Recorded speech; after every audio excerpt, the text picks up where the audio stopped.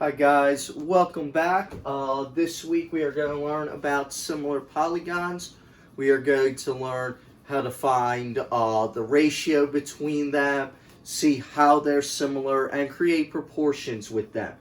So one of the first things we're going to do is work on enlarging something on the coordinate plane. Now skills with dilations like this, we did cover this in IM2, so this will be a little bit of a refresher. But let's first talk about what it means for shapes to be similar.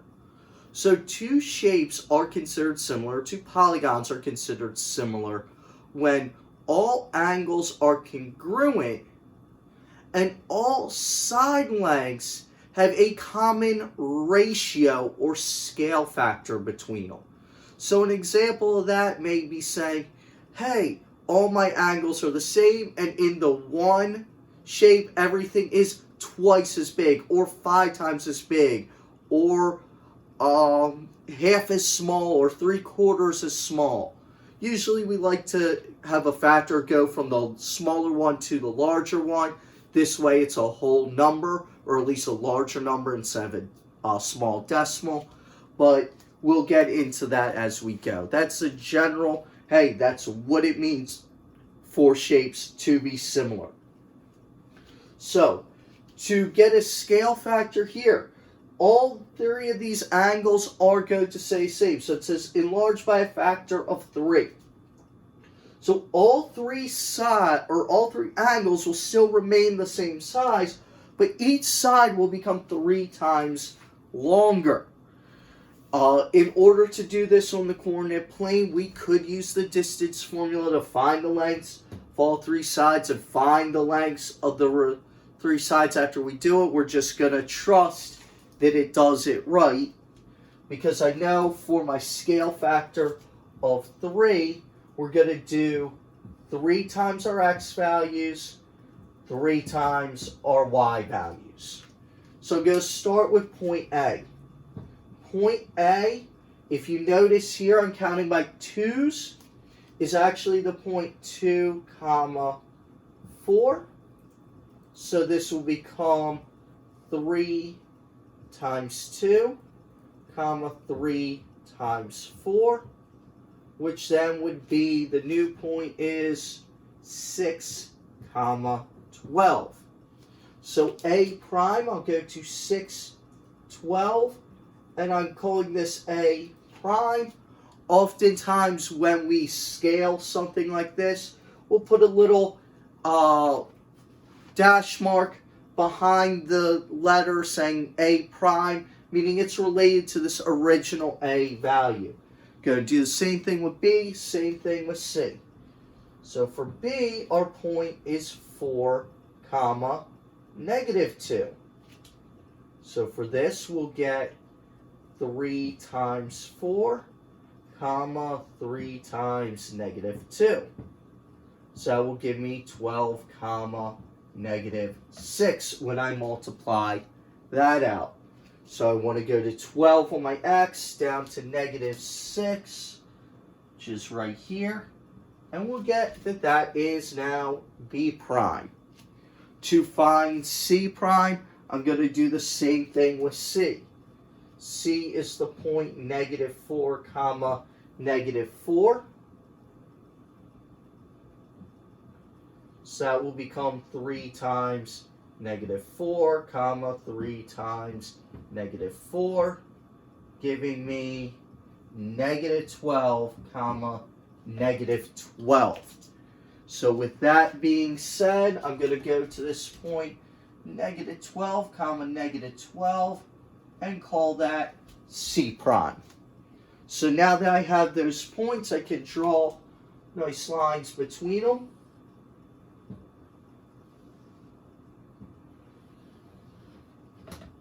And we see that the blue triangle looks very similar to the red triangle there. It's just blown up. Now, it might not be perfect because this is a hand sketch.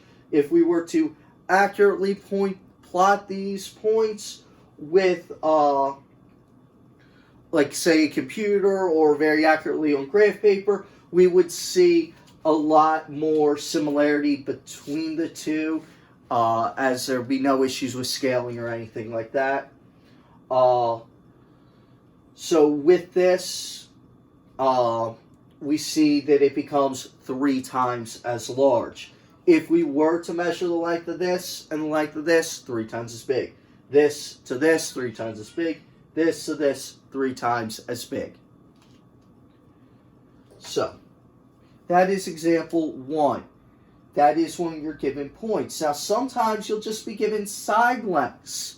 So, in example 2, what we're going to do is figure out, hey, what parts are equal? How are they similar? And then we're also going to find the missing side. So let me take an example or some time to quickly break down. Example 2, so we'll look at it. So example 2 has 2 different polygons.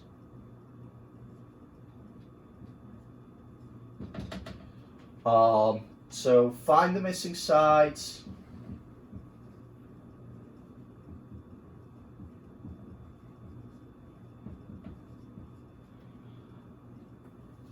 And we're going to show the work on it as well. This is going to involve a lot of cross multiplying. So my first picture, I have a quadrilateral, like so. I am told this side is 4. This is point A, B, C, and D. And I know that this side is 8. Now, in my other picture, this one's a little bit bigger. Now, my scale might not be perfect, but again, this is just a hand drawing. There's point C, point D is down here, point A prime is up here, B prime is up here in the same sort of spot. So I know that this side has a length of 6. This side has a length of 6. And this side has a length of 12. So the first thing I'm going to do here is I'm actually going to figure out our scale factor. For my scale factor, what I realize, since all my angles are the same, so like between A and D matches with A prime and D prime. Between A and B matches with A prime and B prime. Between B and C, that's B prime and C prime. Between D and C, that's D prime and C prime. They correspond with each other because angle A is equal to A prime, angle B is equal to B prime, C is equal to C prime, and D is equal to D prime. So based off of that, what I realize is our AD side both contain side lengths there. So off of that, I'm going to make a ratio. I want to do big over small the whole time. So my ratio is I said big to small. My big is 6 to 4. This can reduce to 3 over 2 or 1.5. So I know this quadrilateral is 1.5 times bigger than this one based off of that. So all I did was create a ratio with those numbers. Now what I'm going to do, so I'm going to start finding my missing sides. I'm going to put random letters in for them. So I'm going to call, let's say, this side X, this side Y, and this last side over here that I don't know, Z. So I'm going to use cross multiplying and proportions to solve for X, to solve for Y, and to solve for Z. So let's start with X. So this will also match up with this 6 over here. So I could say 6 to 4 is equal to 6, the big side over here, over x. Now some of you may see very obviously where the answer is there, but I'm going to go through the process of cross multiplying to make sure we understand how to do it. So remember, when we cross multiply, we bring the denominators to the numerators. 6 times x, 6x, 4 times 6, 24. Divide both sides by 6 now, and we get x is equal to 4. So this side's equal to 4. Now let's use some common sense here. Hey, if this was 4 and this was 6, if this is 6, so these two sides match, these two sides match. And lo and behold, the math tells us that, even though the common sense could have gotten us there on this one. Not every problem, though, is going to be so easy to see, like, oh, well, these match up with each other. Since these are the same, these have to be the same. Usually you can't logic yourself like that because there'll be different lengths, hence why we're practicing the cross multiplying on it. So now let's look at the next one. The next one was y.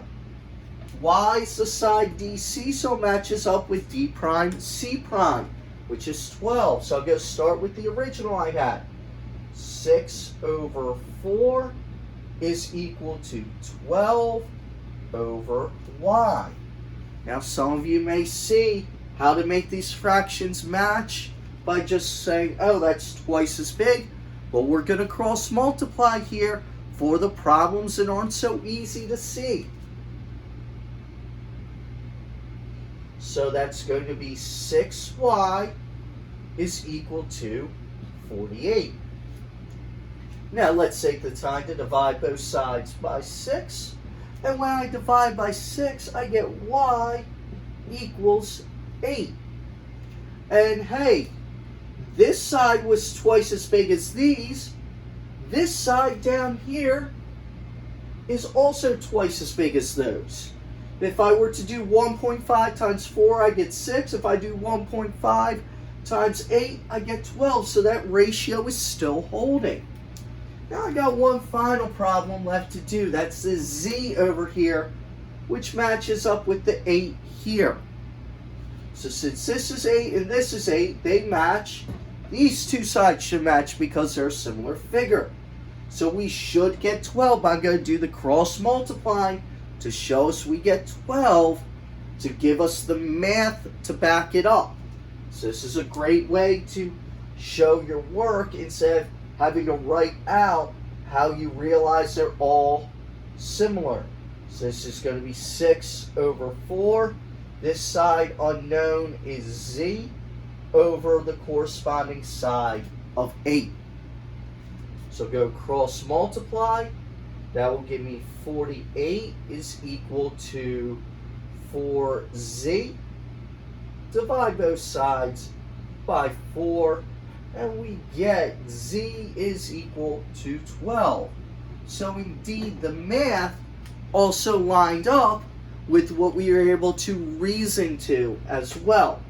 So we're going to do reasoning and proofs in the coming weeks with triangles. So you're going to have to get used to writing some ideas out. But if you just wrote, oh, 6, that's 8, that means that's 12, you're going to need to provide me the logic behind it. You can say, oh, because BC and DC are equal, and I know that quadrilateral ABCD is similar to quadrilateral A prime, B prime, C prime, D prime, then DC, D prime, C prime must also equal B prime, C prime, meaning that that is 12. That's actually how you'd have to logic your way there. That would be considered the sufficient work. So I think that cross multiplying does the same thing a lot faster. So the last thing we're going to look at is how to label these figures. So if we get two figures that are said to be similar, the order we put the letters in our similarity statement tells us which letters correspond with each other. I'm going to show you what we mean by that in example 3.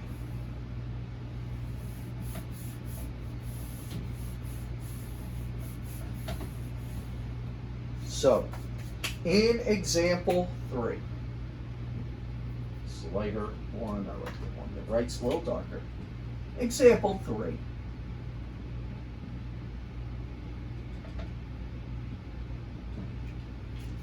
So, here it says that A,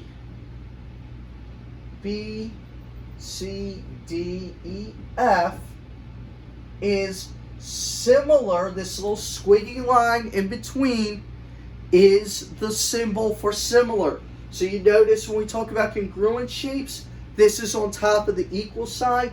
For similar shapes, it's just that squiggly to indicate that, hey, they're not the same as each other, but they're similar. One's bigger than the other.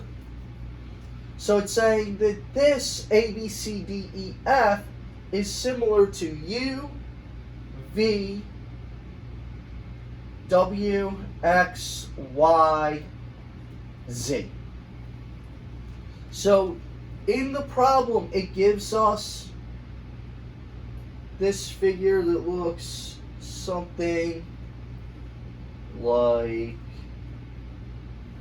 this, calling it A, B, C, D, E, and F. Then we got another shape that's a little askew. So we're going to find how it looks similar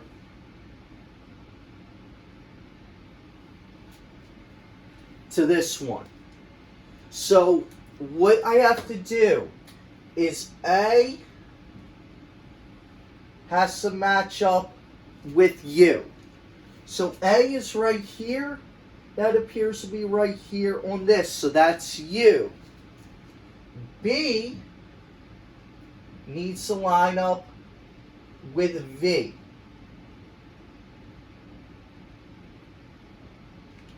So B was here. V is right here. Then C has to line up with W. So C is the next one. W goes here. D, I'm going to put a star above that, will now line up with X. So X is over here.